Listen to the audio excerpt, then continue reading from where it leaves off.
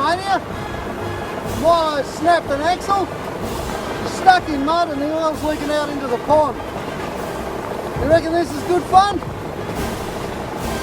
Let's see what we've got to do to get here.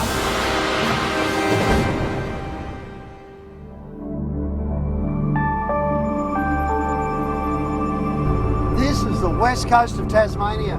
We're just north of Granville Harbour and we're going to drive all the way up the coast to the Pymans. And from there, we're going to cut inland to Corinna, and I'm hoping we'll be able to do the Balfour track too.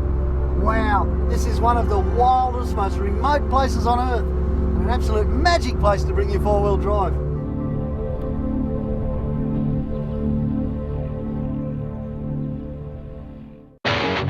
Dave Miller's driving his pretty trick Nissan Patrol. It's fully TJM equipped, just like his passenger, honest Don Shuring. Glenn Haddon's driving the AMS 80 series, and he's got Jamesy, the super coach, along for the ride. First morning of our trip, and we're blessed with sunshine. The track's pretty straightforward drive in this weather, but it doesn't mean you won't encounter any dramas along the way, as we were soon to find out. I was just happy it wasn't us. Well, for now. Hey, what's going on? Hey, buddy. Look, we're bogged to the hilt up there. Can you give us a No worries, mate. I've got a really powerful truck right behind me. Excellent. Good on you. All right, mate. I'll get out of the road. You're the knights in shining armour. And before we can even start this DVD, we've got to unblock the track. This place is wild. These tracks change from rock to sand and sand to rock pretty quickly as you're driving along. And on a day like today, the sand is pretty soft and easy to sink into if you don't have enough momentum. Especially if you're towing a couple of tons of boat behind you. Just don't run over the strap if you can help it, because it'll get tangled up. It'll take too long. Good to go? Off you go, mate. We've got Gleno on this job with a simple snatch out. He should make light work of this with that 80 of his. Yep, no dramas at all. Right, see that? The old Root Systems truck, barely noticed it. So I reckon you guys are bush angels. Danny reckons we're bush angels for pulling him out. See you fellas, have a good day, eh? Good on you.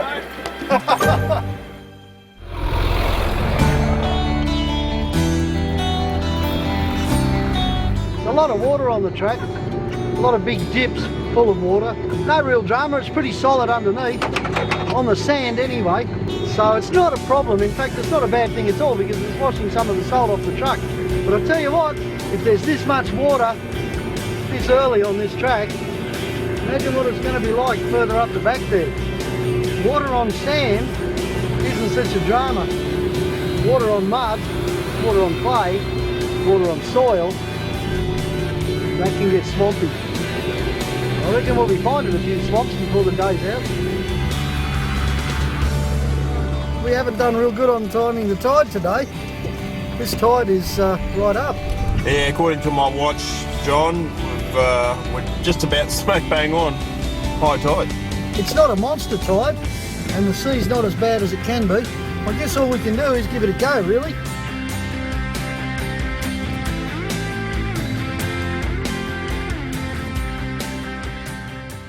Look at that for a view. It's just glorious, isn't it?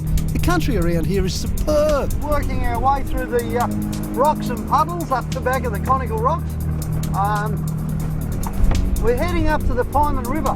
I've been here before, and it's a fascinating lifestyle, it really is. Especially if you like crabs and abalone. This is a great place.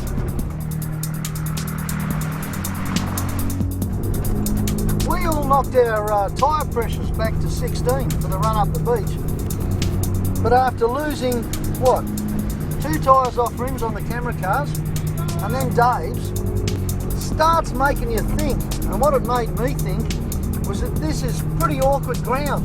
Because even though you've got all this mud and slush and everything else, the sort of stuff you really would like low pressures for, you've also got lots of surprise little rocky ridges and things like that, usually hidden under dirty water puddles. And that, of course, is what's peeling our tyres off. So we've pulled a bit of a compromise now. We've gone from 16 back to 25. 22, 25, depending on the weight of the vehicles. Hopefully that'll keep a few tyres on rims.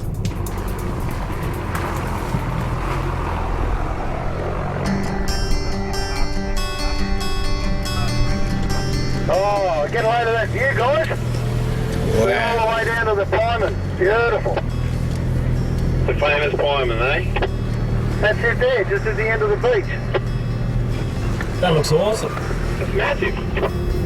Fantastic place, hey? It's amazing to think that, you know, they used to get boats in and out of there. Well, they still do get boats in and out of there. But imagine doing that in a steamer in the old days, in the big sea. We're on our way to meet our old mate Kim and his dad Mick. They own one of the shacks down here at the Pieman Heads, and they've been coming here for years. It's no wonder, really. It's just beautiful down here.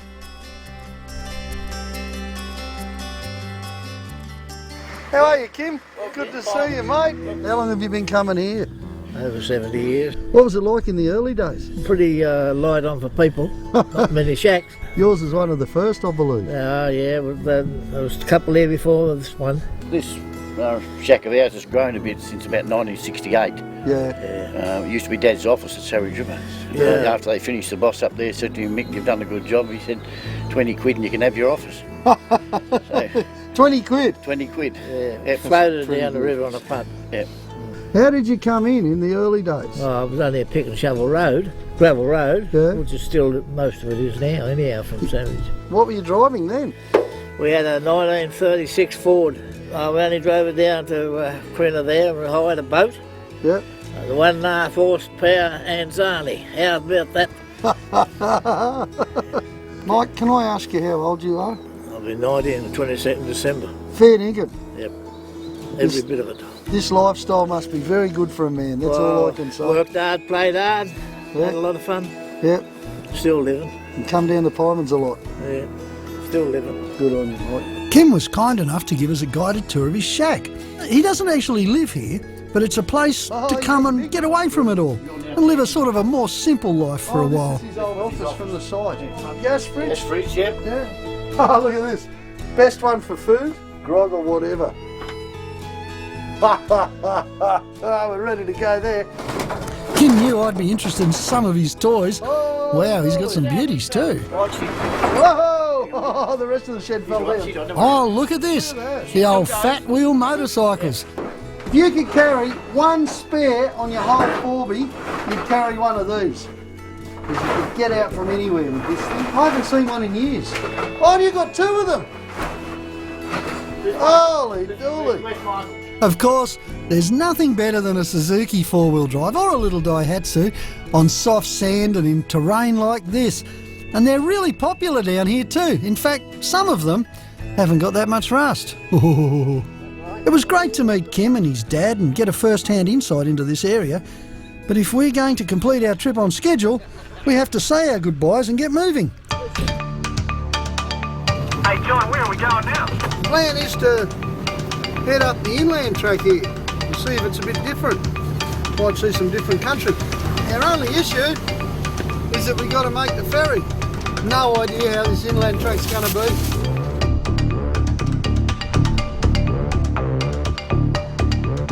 October in Tasmania isn't the best month to be doing this kind of stuff. Well, it is or it isn't, depending on your viewpoint, I guess. This track is chopped up like you wouldn't believe.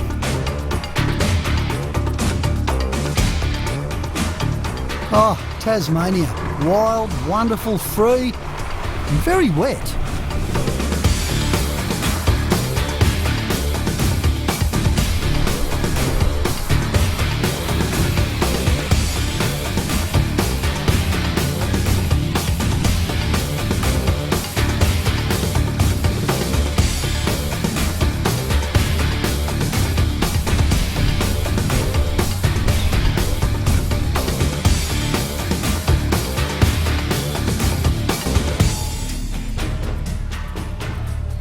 Couple of issues here. One is that there's so many tracks around here. Most of them go on the same way, but it's like a bit of a rabbit warren. And the other one is that it's going to be dark pretty soon. And a combination like that, which is one you get a fair bit in uncharted bits of Australia means you've got to practice a little bit of common sense. And in our case, that means that every vehicle has to be able to see the tail lights of the vehicle in front.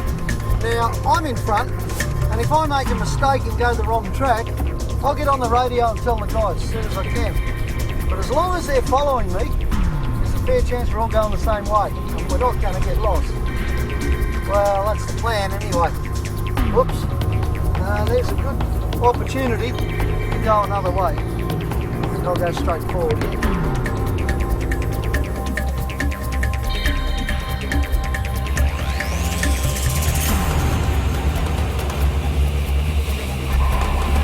With the day drawing to a close, the last thing I wanted was a mechanical problem. But after that bog hole, I knew something had gone wrong. I snapped the long axle in the high country, and we sorted that out. And now we've snapped the short axle. And I guess it's just par for the course, isn't it, Glenno? Look at that, eh? It's not the axle that's broken, it's the studs. It's time at a pace though, isn't it? It's a good time. It's not a good time, it's not a great place. I shoved the cloth up there basically just to stop too much crap going in and too much oil coming out. Right at the moment, the fix is simple. It consists of putting the rear locker on. At least I've got one wheel drive up the back. My big trick now is to lay off the front locker, not that I use it much anyway, until I desperately need it. So really, what I'm doing here is driving along in two-wheel drive, diagonally. This weather, this track, and two-wheel drive just don't mix, and I knew it wouldn't be long before I got stuck again. The trouble is, it was always going to be in a place that I didn't want it to be. With Milo sitting here in this dirty water, it's just getting into that axle housing. This is a pretty bad situation, guys. How did it all go so wrong? We have to move fast now. It's going to be dark soon.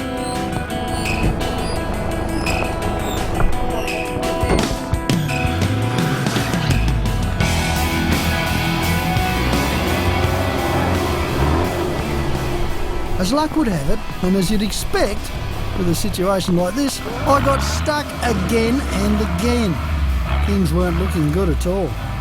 It's getting dark, it's slippery as hell. Raining. Milo's a two-wheel drive. Are we having fun yet?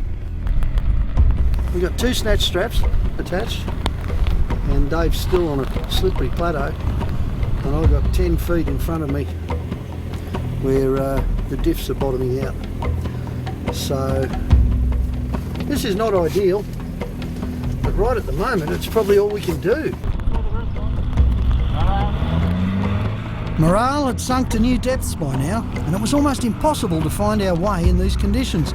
With the weather worsening and freezing temperatures, we were in real strife, when suddenly a voice came over the radio. Oh, you guys there, it's coming in there in the four-wheel drives there, you're better off sticking to the water holes, real solid bottom in the water holes there, try not to go around there. Oh, good on you, mate. Who's that? I can see your lights coming now. You're about to get to me shack. When you get here, call in and have a beer. Oh, mate, that's an offer too good. What's your name, mate? Always. Oh, g'day, Paul. This is John Roothy, mate. I'm here with the four-wheel drive action crew. Mate, that beer sounds so good. We'll be there in a minute. Yeah, it'd be nice to meet you.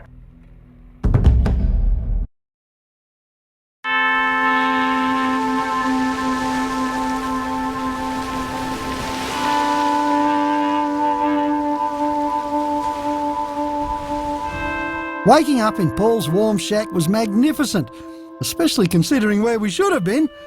But Paul's generosity didn't end there. It just so happened that he's a skilled mechanic himself, as well as a whole lot of other trades that he's obviously good at. He's rebuilt several four-wheel drives and even built himself one from scratch, so it wasn't surprising that he had a few spare parts lying around. It looked as if our luck had changed, and as it just happened, Paul had an old 60 series chassis in his backyard, and the one good bit on it was a little bit of hub, just the one I needed. We all chipped in and went to work, the super coach and Glenno ripping the 60 to bits, and me over there on Milo, so we could get back on the road and continue our trip. But while we worked, I wanted to get to know Paul better, as I know it wasn't the first time he's come to the rescue. How long have you been here? 20 years or so. Coming down here when I was a young fella and kept on coming back. So we're actually on your land, aren't we? That's right, yeah. How much have you got here? 100 acres, yeah. 100 acres of paradise. The boys are pretty intrigued by this this medal inside there, the certificates. Oh. What's all that about? A couple of years ago I rescued a kayaker out off the Pieman there. He got a Canadian fella, he was paddling around by himself, and there was a couple of friends there was out, had some pots set out in the point. They happened to see him and come back and told me, and surveyed the situation and decided to go out there and have a crack at getting him back. Geez, you're modest, mate. I read that thing in there. They reckon there's 5, 6, 7 metre seas. Yeah, 7 metres. Roaring southwesterly, 7 metre seas, and you went out in a tinny to rescue some bloke. Yeah. He wrote an article and sent the magazine out to me from Canada. And when you pulled him out of the water, by the reading of that, he was just about done. Oh, he was, stuffed. yeah, he was on his last legs, yeah. Holy dooly. Yeah. He owes his life to you, doesn't he? Don't mind helping out there or anybody, you know, that's what you do, isn't it? Mate, that's what you do.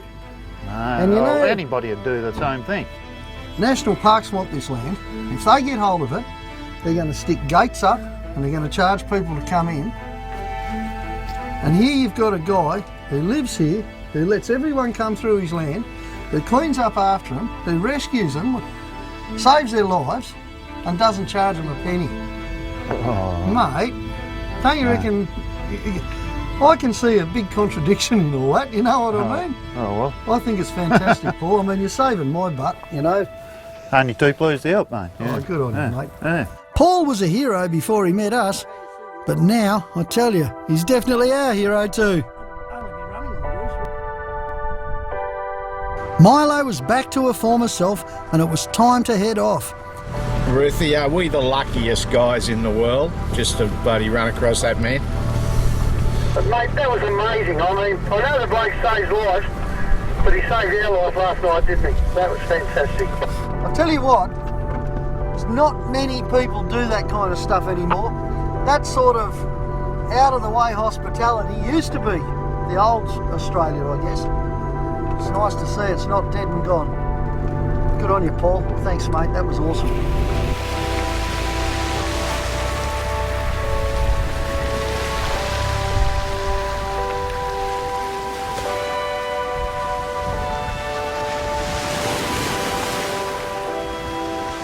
We're heading our way towards Corinna, where we'll cross the Pieman River and then make our way inland to the old mining town of Balfour. What I hadn't told the boys is that I had a little surprise up my sleeve. I've got a detour in mind that's sure to put a few driving skills to the test. Time to get the gumboots on. I think things are going to get a little bit muddy up here. Well, we wanted a challenge and I reckon Farmer Don's given us one. He's pointed us from the back of his property at an old pack track. Now a pack track is something they used in the horse days. Don here tells me that this track that leads out the back of his farm hasn't been driven on in years. He told me that it gets rather swampy down the bottom and there's one almighty slope that could be all washed out by now. In fact, the last thing that went down this track was 30 years ago and it had big treads on it. Yep, it was a bulldozer. Oh dear. Oh well, let's see what the weather's done to this one. This is going to be really interesting. Add to that the rain, the fact that it involves a whole lot of peat moss, couple of channels where no one knows how deep they are, and then it pops out in the middle of a swamp. Wow, everyone's ready. We got our winches out, we got everything set, ready to rock and roll. Tyres are down, brollies are up. Let's lunge off into the unknown. I actually love this bit. I wonder if there's an iceberg up here somewhere.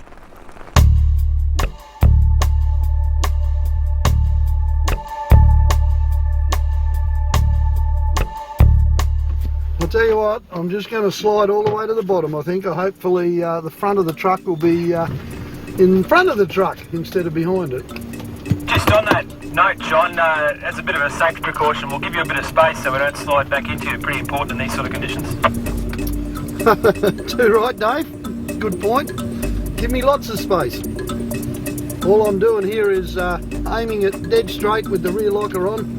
Starting to slip already. There's no traction here, but my old girl's pretty good at this stuff. It's not too bad actually so far. I'll tell you what though, it's going to get worse for every vehicle that comes through. This is where the cows have cleared it a bit, so it's really soft and soggy. Not much steering, is there? Aim straight and hope for the best. Yeah. We've got to watch out. There's a big ditch just near my left wheel there, and it ain't good.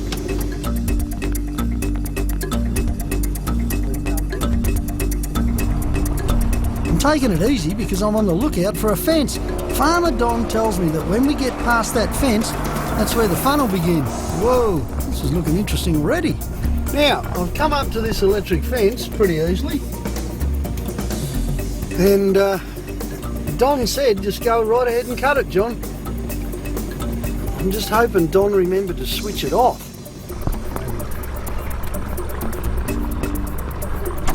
If you ever have to cut a fence, there's really only one rule, and that is, if it's already been cut, cut it there, okay? That way the farmer doesn't have two repairs to make, just one. And in this case, this has already been cut and then wrapped. A wrap is just a tight wind, you'll see that in a minute. There's a bit of a trick to undoing a wrap, just like there is to doing one. And it all starts with a little spanner. Righto, let's go and have a look at it.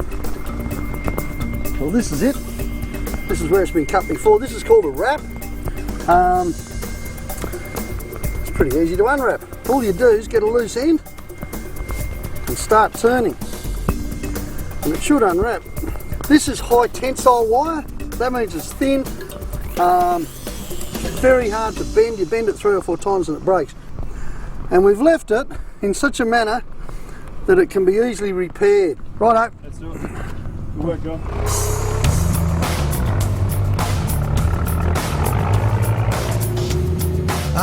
Just as Don said, we're straight into it with challenge number 1, a slippery, sloppy hill climb.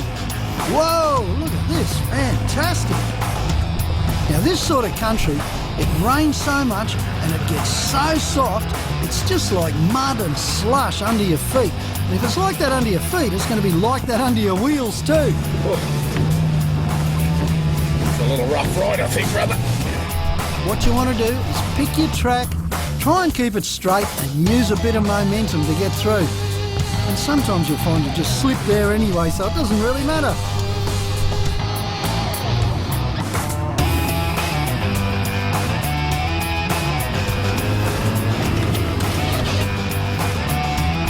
Come on, Glenno. Didn't lose traction at all, did they? No. Oh, great big hole coming up, guys. I hope it's like the rest of them, it's fairly stable on the bottom. Okay, well, since you're going first, we'll watch very closely what happens.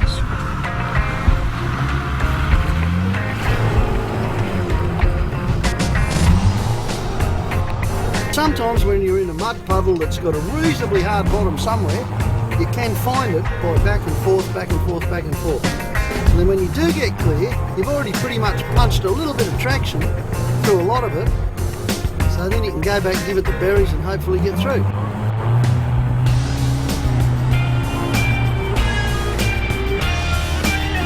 Oh, it was dead easy. Yeah, you made it pretty right for everybody else too. Lots of mumbo, guys, or I'll be snatching you. We had mumbo. Snorkels on, fellas. This looks wet.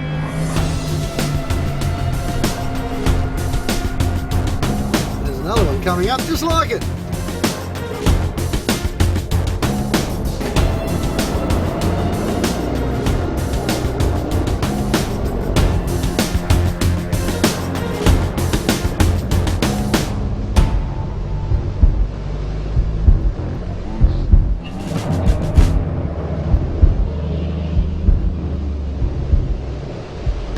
Holy dooly. And look what's ahead. Oh boy. When you've got terrain like this, you don't know where the water is once you get off the track. At least on the track you can see it, and there's a fair chance that the bottom of the track is going to be reasonably solid, so you'll get a little bit of traction. So really, it's one of those 50-50 things. You can go off the track, take advantage of the button grass for a bit of traction, and then find yourself in a ginormous mud hole somewhere, or you can stay on the track and find yourself in a ginormous mud hole somewhere. Either way, you've got to have a go. Oh, this is going to be fun. How good was that? One mighty drive. Far out! I thought my old girl was pretty special before. Now I'm thinking she's great. There we go, Donny. Righto. This is the deep bit. Keeps trying to kick us to the right, stay to the left.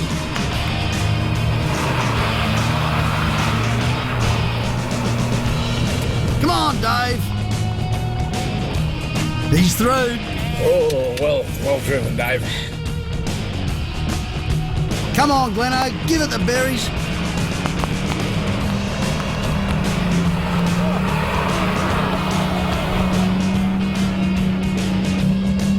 Plenty of momentum, that's what you need. Yes, we're through. Woohoo! Well done, son. Well done, mate. Felt good. Big plunge into the poo here. Not much for it, except to have a go. I've got both lockers on. I'm going to go my hardest.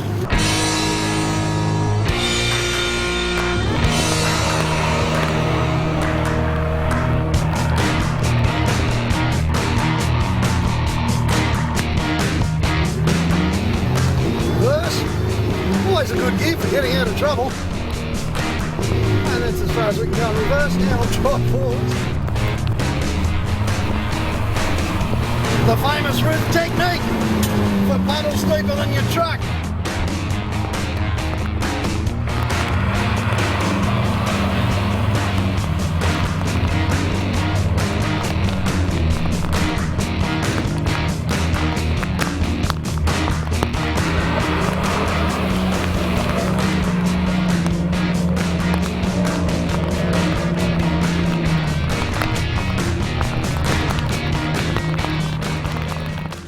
That steep slope we were told about. And the word steep is a bit of an understatement. This thing looks absolutely gruesome.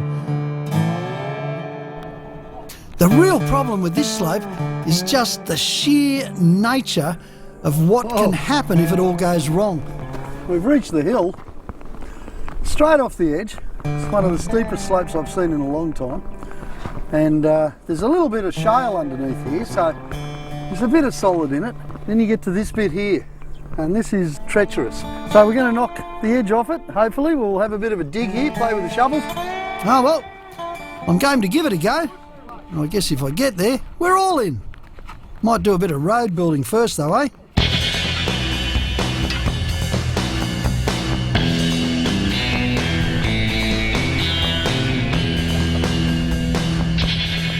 Here we are again, making tracks.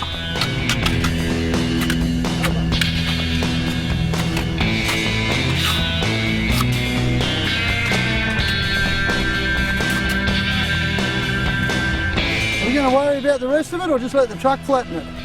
Go and do some driving, please. This slope could be pretty dangerous and a bloke could roll all the way to the bottom. So I've got to concentrate here. One bad wheel placement, one slip, and it's all over. I'll tell you what, I've got the rear locker in, I've got the throttle lock turned right off, I'm dragging the motor here. All I want to do is try and hold on to a little bit of traction. So there'll be no hard stabs on the brakes, no tricky stuff at all. Just straight down, take it easy, and you can guarantee I'm pretty much stuck to the seat all the way. Where's my right wheel, mate? Just come this way a fraction, John. That's it. Just drive forward on that. Righto. Whew, I'll tell you what, I'm pretty happy to be down the bottom of that one and still on all four wheels. That's even better. That one could have reshaped the roof, I tell you. Hey, who's next? Controls. Well, this sort of thing certainly isn't for an inexperienced driver. It's not the sort of place where you want to be learning how to use the clutch or finding out where the other gear is. And as far as pedal pressure goes, I guess that's where experience really comes in. All our guys are good value. They've all done lots of trips. They're all capable of bringing a vehicle down this hill. Oh, look at that. As usual, Dave's doing it dead easy in the Nissan. Glenn built this 80 specifically for horrible four-wheel driving. Wonder if he figured it'd have a lifespan of 2.8 seconds if it rolls down this hill.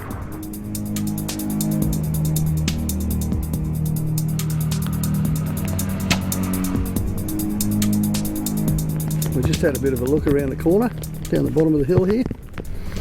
And it looks a bit like quicksand. Where it's not quicksand, it's talcum powder. Don just sank up to his knees and he was trying to walk around it. This could be really good. Just when you think you've done the hard bit, eh? Well, this rain wasn't exactly part of my surprise detour, and as the ground is turning into mush, it's bound to happen sooner or later. Dave's sunk, and he's gonna need a snatch out. Come on, Mr. Miller. We'll get that patrol out. There's only one tip here. When it all turns to crap like this and you're snatching, don't use hard bits of metal anywhere in your snatch. We're going strap to strap, eyelet to eyelet. If something breaks, it'll just be at the strap going whizzing through the car, and not one of these hand grenades. Now, realising what this track is like down here, it would normally be a great decision to turn back. But we're committed now, because there's no chance in hell we're going to get back up that slope. The only way is forward, and that's where we're going to go. Well, we're going to try and go there. Come on, guys.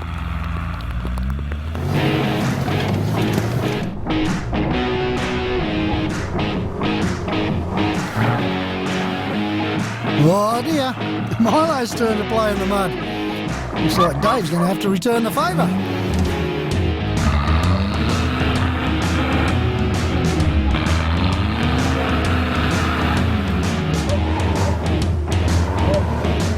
Quicksand. That's called quicksand. Just wondering how we're going to get Milo out of here. There's nothing to pull off in front. I could probably just winch you backwards. Yeah, okay. I think that's what we'll do, mate. I'm out and we're off again. Good on you, Dave. Thanks, mate. I'm going to try and go back about 5 metres and then spear off to the left and go through the scrub. Better avoid the quicksand on this track from now on. It's not that far to the end now, and hopefully there'll be some firmer ground when we get back on the route. We made it down the farm track okay, eventually, pretty good going. Well, the evening's fast approaching, so it's a good time to set up camp while we still have enough light to find some firewood. This is magnificent. I'm banging for a good feed. Well, I'm glad you're hungry, because you need to be really hungry to eat my meals, I'll tell you.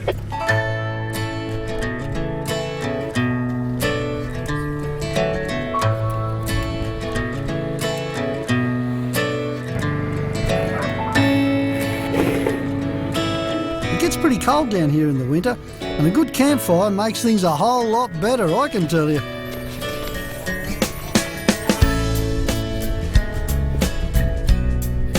It's really good to have an awning, even though it's not raining, because tonight there's going to be a whole lot of moisture in the sky. It'll just help keep the swag a bit drier. Jack doesn't mind being under the awning either. Oh, wow. Only in Australia, eh? What a beautiful campsite. Right next to the ocean. Fireplace over here. Life doesn't get any better than that. I wonder who's got a beer. We picked up a little bit of kindling further down the track, just so we'd have something dry to kick the fire off with. Good on you guys. You know, all day long you had to keep those hot coals glowing on the front seat of the 80 series. I think that's so impressive.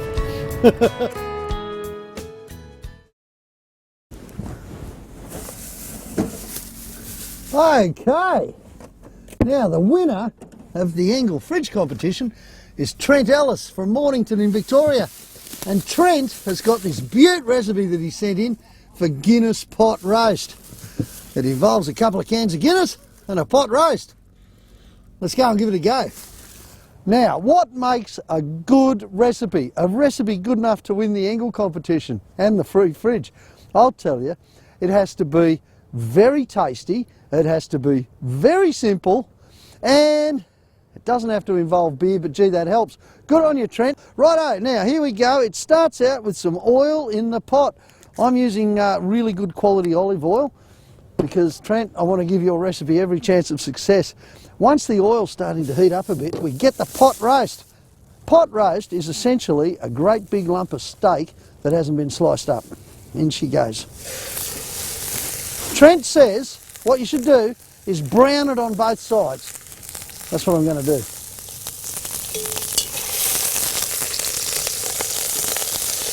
Oh, mate, you got me. That's smelling great already. We haven't done anything. We're on a winner. So far, so good. It's browning up really nicely. I like the look of that. One of the best things about Trent's recipe is that it's very, very simple. Plus, it's got to involve ingredients that you can get pretty much anywhere. Because let's face it, when you live our lifestyle, you're not necessarily going to be next to the biggest supermarket in town, are you? It's browning up really well. I think it's pretty important to brown the meat. I'm assuming that right from the start because if you do that, it always gives that extra crispy flavour on the outside of the roast. In a minute, when everything's in there, we're going to put this roast in the fire. Be too late then to give it that nice crispy thing on the outside, you know, and that really makes a good roast. Trent pointed out in his recipe that it's a good idea to add the salt and pepper to taste about now. Oh, gee, it smells good. We're doing well. Once that's hooked up a bit, next thing we do is add some mushrooms. In they go. And some onions. There we go. Anything that's got mushrooms and onions in has got to be good, hasn't it? Okay, 2 cans of Guinness Extra Stout. No worries. Bingo, here we go, mate. Oh, look at that. I've always wanted to open 2 cans of beer at once. What do you mean I usually do? There we go. Give it a couple of cans. He did say that you wanted about 2/3 covered, so we might have to add some more in a minute, but there's a few other things to go in. This is apple cider vinegar. That's probably about 1/4 cup or something like it, you know, we'll get there. And he's also said 1 cup of brown sugar. I know what's happening here, don't you? We've got the Guinness in there, we've got the brown sugar, we've got the vinegar. We're coming up with a malt. It's going to be a very malty taste happening here. Okay, what do you reckon? Trent, is that a cup? That'll do. Another can of Guinness. There we go.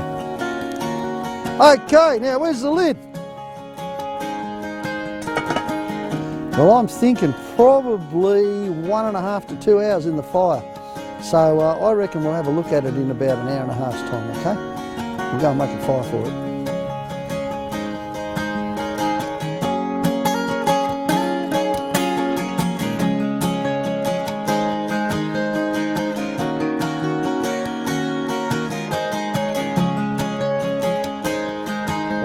Oh, boy, that smells good. Mate, you could be on a winner. Oops. Look at that. How good is that? Wow.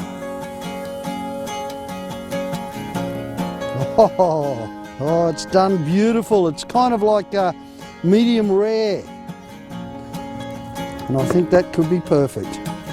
To serve this, on Trent's recommendation, we made up some mashed potato. I don't have to tell you how to make mashed potato, do I? I hope not. We'll do this restaurant style because it's really deserving of it, I think. And I need a taste tester. Where's Knoiw? Do you want to give this a taste? Come on up, mate. I'll just put a little bit of the mushroom sauce on top. You know what? I think this is going to be restaurant quality, Knoiw. Smells good. It smells really good, doesn't it?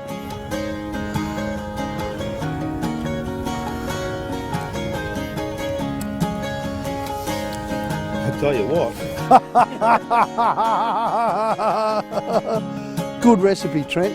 You know what we've got here? We've got restaurant quality food cooked on the fire in the bush. And actually, by the way Gleno's going, I think we better all get into this fairly swiftly or there'll be none left. Don't tell them. Thanks, Trent. You deserve that fridge, mate, and you enjoy it too. And I'll give you the tip, don't fill it completely with Guinness. Leave a little bit of room in there for a big piece of meat. Thanks, Trent. Australia really is the greatest place on earth. And I reckon the outback is the heart and soul of our country. There's nothing I love better than getting in Milo and driving off into the vast peace and quiet that you only get when you're right out in the bush. And the best thing is, it's just down the end of your street too. So come on, this is where you'll feel the true heartbeat of Australia. Come out here and have a look.